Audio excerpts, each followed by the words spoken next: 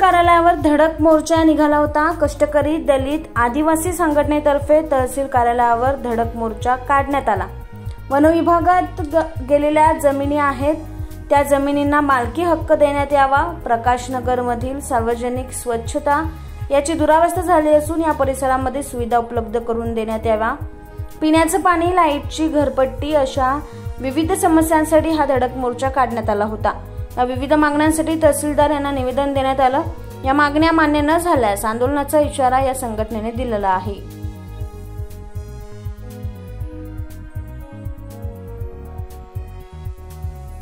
कष्टकरी संघटना आणि वंचित बहुजन आघाडीच्या माध्यमातून आजचा हा आदिवासी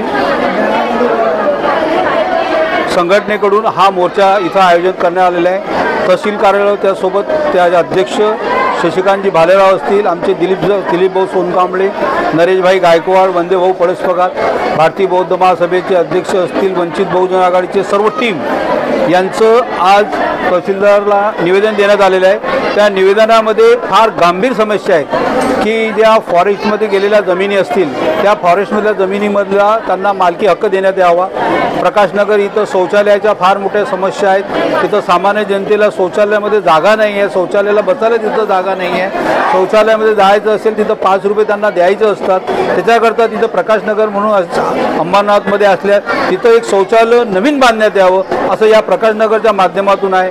आदिवासीमध्ये ज्या छोटे छोटे आदिवासी जे पॉकेट आहे त्या पॉकेटमध्ये पाण्याची फार मोठी समस्या आहे। तिथं पिण्याच्या पाण्याची समस्या असेल, तिथं रहिवाशांची समस्या असेल, लाईट बिलची समस्या असेल, घरपट्टीची समस्या असेल, अशा भरपूर मागण्या या वंचित बहुजन आघाडी आणि दलित कष्टकरी संघटनेच्या माध्यमातून आहे।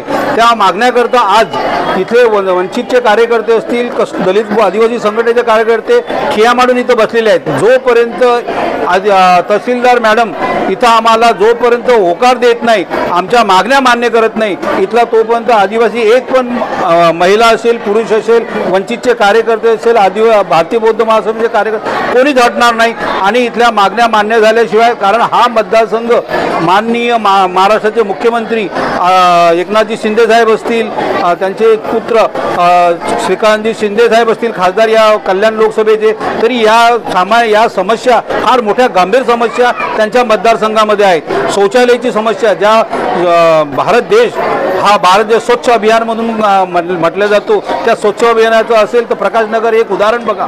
त्याच्याकरता प्रामुख्याने शासनाने यावर प्रामुख्याने लक्ष द्यावं हेच निवेदन वंचित बहुजन आघाडीच्या माध्यमातून आहे।